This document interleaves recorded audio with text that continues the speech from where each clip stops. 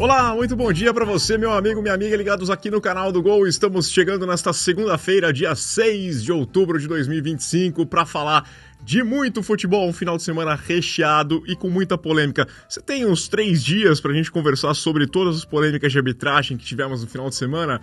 Olha, muita coisa pra gente falar, não vou perder tempo não, então deixa o seu like, deixa o seu hype, se inscreva no canal, compartilhe o canal do Gol e deixa aqui embaixo o seu comentário também.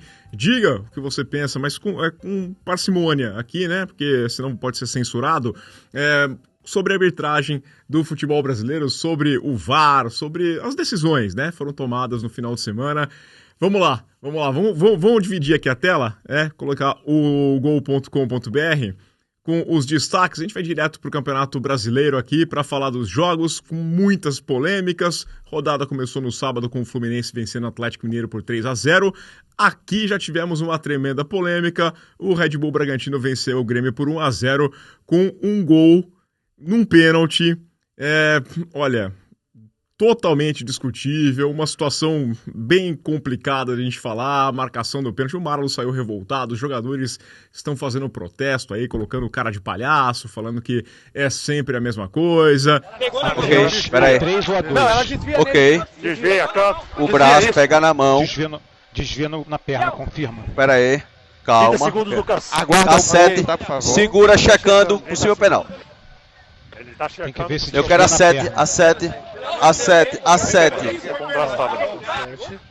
Roda as câmeras, quebra a imagem. Aí, beleza. Roda todas. Roda mais. Eu quero que quebre a imagem. Quebra a imagem, peixe. Colocado, casar a imagem. Você quer casar, isso. Não é isso? Casar das imagens. Isso. Mais um frame. Menos um frame. Menos um. Menos um. Mais um. Vamos fazer o seguinte, vem vocês dois e ninguém mais. Isso. Agora vamos acalmar. Para confirmar o desvio dela, olha como é que ela muda de rotação. Ela muda de rotação, tá? E tem uma ação de bloqueio do braço, tá? Pega a mão ela tá desvinculada do corpo. Agora aqui, ó. Aí, ó. Ela tá fora do corpo na hora do contato. Ok? Aqui, ó. Aqui e aqui. Faz o looping, por favor. Checa o app. Ok, beleza. Lucas, sugiro revisão para o possível penal, tá? Uma mão, numa ação de bloqueio, ok? Desvinculada do corpo, aumentando o espaço corporal, ok? Ampliando o espaço corporal. É lamentável eu ter que de novo vir falar sobre esse assunto aqui para vocês, mas eu acho que chegamos a um limite, né? Hoje nós tivemos uma arbitragem que dispensa comentários. Basta vocês ouvirem qualquer outro cronista esportivo especializado em arbitragem e vocês vão saber o que aconteceu hoje. Então eu não vou falar do árbitro, que ele não merece nem que eu dirija a palavra para ele. Tá? Eu acho que ele deveria estar apitando categorias inferiores, talvez ainda. Esse menino não está pronto. Tá? É visível que ele não está pronto. Ele apita assustado. A gente vai tentar conversar com ele no intervalo. Ele apita assustado. Mas eu prometi para mim mesmo não falar mais do árbitro. Eu quero falar por que um árbitro desse é escalado no jogo do Grêmio. Alguém sabe me explicar isso? E é pela segunda vez no campeonato. O juiz juvenil. Sendo que nós tivemos há 2 jogos atrás, num Grenal, um juiz veterano que tinha sido afastado por 5 meses da arbitragem por cometer um erro ridículo a favor do Internacional. E adivinha o que aconteceu com ele? Ele voltou num jogo do Internacional. Contra quem? Contra o Grêmio. Só que é o seguinte, a gente faz todo o esforço do mundo, né? A janela nossa foi muito boa, a gente trouxe jogadores de nível, a gente está jogando de um outro padrão, só que todo jogo ser uma batalha como foi o Grenal não tem condição, pessoal. Vai ser assim sempre? Tá aí, né? Vamos continuar aqui, porque nós tivemos o Internacional vencendo o Botafogo por 2-0 e o Corinthians venceu o Mirassol por 3-0. O Mirassol que caiu bastante de produtividade, nos últimos 9 pontos, conquistou apenas 1. Tá caindo na tabela também do Brasileirão e o Corinthians dá uma boa subida. Aqui, esse São Paulo 2, Palmeiras 3, uma grande virada que deu a liderança do Brasileirão para a equipe do Palmeiras. Esse jogo é recheado de polêmica, principalmente pela não marcação de um pênalti no Tapia, teve também cobrança por cartões. São Paulo saiu extremamente revoltado no Morumbi. O São Paulo abriu 2-0 no primeiro tempo, gols do Luciano e do Tapia. No segundo tempo, o Palmeiras conseguiu a virada com os gols marcados pelo Vitor Roque, depois o Flaco, e aí no finalzinho do jogo, já quase chegando nos acréscimos, o Ramon Sousa fez o 3-2 e a gente vai trazer então aqui a palavra dos personagens. Vou começar com o lado que perdeu, vou trazer aqui a palavra do Hernan Crespo, falando em espanhol, né? Ele quis falar em espanhol o que ele viu no jogo de ontem no Morumbi. Bom, vou falar em espanhol porque precisamos estar atentos às palavras. Personalmente, nunca viví algo igual de escandaloso como hoy. Nunca. Tengo 50 años, 32 años de fútbol, como jugador y como entrenador. Hace 32 años. Nunca vi nada igual. Nunca vi nada tan evidente. Con esto estoy diciendo que tengo el mayor de los respetos por Palmeiras, por la calidad de jugadores, por el entrenador, por la historia, que pienso que Abel, si no es seguramente es el mejor entrenador de este siglo de Palmeiras y tal vez el mejor de la historia de Palmeiras. Y no tengo nada contra Palmeiras y sus jugadores y la calidad de sus jugadores. Dicho esto, me pareció escandaloso lo que pasó. Nunca vi nada igual. Nunca vi nada igual. Tá aí o Crespo e agora vamos trazer então o Abel Ferreira. O Abel que gosta tanto de reclamar da arbitragem. Vamos ver o que ele tem para falar sobre o lance, né, que não foi marcado, a penalidade não marcada em cima do Tapia. Sobre o lance específico, eu ainda não vi a repetição, mas vou dar o meu ponto de vista. Se por qualquer motivo, no momento em que o Alá escorrega, a bola estivesse a ser disputada pelo jogador do São Paulo, eu acharia que era penalti. Mas eu não tenho as leis. Eu estou-te a dizer a minha opinião. Ao cruzamento, o Alá escorrega, gramado, escorrega, e eu acho que ele depois toca no adversário. Mas se eu bem me lembro, a bola está longe. A bola não está a ser disputada naquele lance. Portanto, foi sem querer. Não foi proposito. O Alá não fez um carrinho de propósito para acertar no jogador. Agora, se a bola tivesse a ser disputada naquele momento, se o jogador de São Paulo tivesse a possibilidade de disputar a bola, eu, na minha opinião, eu acho que era penalti. Tá aí, né, Abel? Mas sem querer também é pênalti, com a bola em disputa ou não. Eu acho que esse lance não deixa muitas dúvidas, não. É complicado, tá, Abel? Eu vou respeitar muito mais quando você fizer uma reclamação, se você admitir em algum momento que tem um erro. Podia até falar aquele clássico, né? Não, nós já fomos tantas vezes prejudicados e agora talvez a arbitragem tenha errado a nosso favor. Pode soltar essa, né? Mas essa fala aqui é difícil, tá? Eu respeito muito menos depois de uma fala como essa. Bom, seguindo aqui, tivemos o Vasco vencendo o Vitória por 4-3, mais um bom resultado para a equipe do Vasco, se distanciando bem aqui da zona de rebaixamento e complicando a vida do Vitória. E o Bahia venceu o Flamengo por 1-0. O Rogério Ceni tirou a zica de não vencer a equipe do Flamengo e um jogo que tira o Flamengo da ponta da tabela do Brasileirão. O Flamengo teve 2 jogadores expulsos, teve protesto ali. O Wallace Ian foi incrível porque ele entrou em campo e em 10 minutos ele levou 2 cartões amarelos e foi expulso. Entrou aos 68, levou 75 e aos 78 já tomou o segundo amarelo e levou o vermelho. E o Flamengo já tinha ficado sem o Danilo no comecinho da partida ali.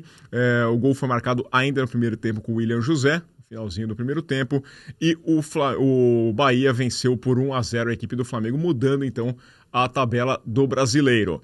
Na continuidade, tivemos o Fortaleza vencendo o Juventude por 2-1, fora de casa, de virada, resultado importante aqui para a equipe do Fortaleza para seguir na luta contra o rebaixamento. O Ceará passou o carro em cima do Santos, o Vojvoda quando enfrenta o Ceará, é freguesaço aqui, né? Tomou 3-0 e tivemos o Cruzeiro empatando em 1-1 com o Sport, né? Um resultado que é ruim.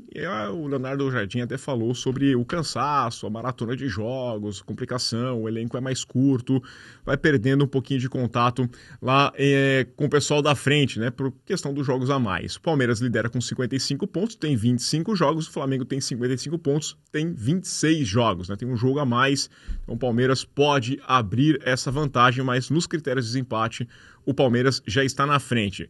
O Cruzeiro, com 2 jogos a mais que o Palmeiras, um jogo a mais do que o Flamengo, tem 52 pontos, é o terceiro. O Botafogo tem 43 pontos, é o quarto colocado. Aí aqui fica bastante, né, tumultuado o grupo, porque o Bahia tem 43 pontos, é o quinto. 43 pontos também tem o Mirassol, que é o sexto colocado. O Fluminense com 38 é o sétimo. Aí a gente vai vendo aqui, o São Paulo com 38 é o oitavo, Red Bull Bragantino, o Ceará, o Vasco, o Corinthians, o Grêmio, o Internacional, o Atlético Mineiro tem 29 pontos, o Santos tem 28, o Vitória tem 25 pontos. O Vitória tem um jogo a mais do que a equipe do Santos, 2 jogos a mais que o Atlético Mineiro, então começa a formatar um pouquinho mais esse grupo da zona do rebaixamento. O Fortaleza tem 24 pontos, Juventude tem 23 e o Sport 16 pontos. Essa situação do rebaixamento no Campeonato Brasileiro. Campeonato Brasileiro que agora vai dar uma parada, porque nós teremos a data FIFA, né? Então teremos rodada só lá na frente, quer dizer, temos jogos atrasados aqui, tem o Atlético Mineiro contra o Sport, tem o Palmeiras e Juventude. Durante essa data FIFA teremos algumas partidas. Série B, tivemos uma rodada que se encerrou ontem, né? E nós tivemos algumas mudanças aqui. O Curitiba está na liderança ainda, Curitiba que venceu o seu jogo lá na sexta-feira 2-0 contra o Botafogo de Ribeirão. O Goiás perdeu o jogo, aliás, empatou com Volta Redonda em 0-0, está na segunda posição, perde um pouquinho do contato. Criciúma é o terceiro colocado, empatou também na quinta-feira ainda, na abertura da rodada, com a equipe do Vila Nova em 1-1. Atlético Paranaense perdeu seu jogo para o Atlético Goianiense por 3-0. Então aqui em cima da tabela deu uma, né, pessoal, não foi uma rodada proveitosa. Chapecoense venceu o Grêmio Novo Horizontino no sábado e aproveitou, entrou na quinta posição. A briga é boa aqui pelo acesso. Lá embaixo, Paysandu, 26 pontos é o Lanterna, Amazonas tem 28, o Botafogo tem 29, o Volta Redonda tem 31 e o pessoal começa a dar uma distanciada, então começa a definir um pouquinho mais o Campeonato Brasileiro da Série B, faltando 8 rodadas para o final. Série C, nós vamos ter definições também de times classificados para a Série B, né, do ano que vem. E nós tivemos jogos no final de semana. O Guarani empatou com o Náutico e o Brusque venceu a Ponte Preta por 2-1. Ponte Preta com time reserva, já garantiu o acesso e complicou a vida até do rival Guarani, porque na última rodada tem Ponte Preta e Guarani se enfrentando. O empate serve para a Ponte Preta ir para a decisão da Série C e brigar pelo título. O Guarani não basta o empate não, né? Porque se o Brusque vencer o seu jogo, tem o Brusque e Náutico se enfrentam na última rodada. Isso aqui promete pegar fogo, essa disputa vai ser bastante interessante na última rodada. E no grupo B, o Londrina tem aqui a vitória sobre o Floresta, o Caxias perdeu para o São Bernardo. O Caxias, que foi dono da melhor campanha da primeira fase, é o lanterna no grupo com 3 pontos. Floresta e São Bernardo têm 6 pontos cada e o Londrina lidera, né, esse grupo aqui.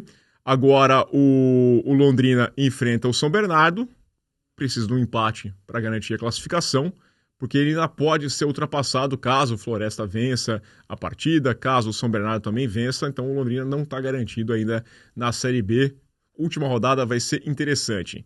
Indo para o futebol internacional, vamos passar rapidamente pelo futebol inglês. Tivemos alguns jogos interessantes. A vitória do Arsenal sobre o West Ham por 2-0. O Tottenham tinha vencido o Leeds por 2-1.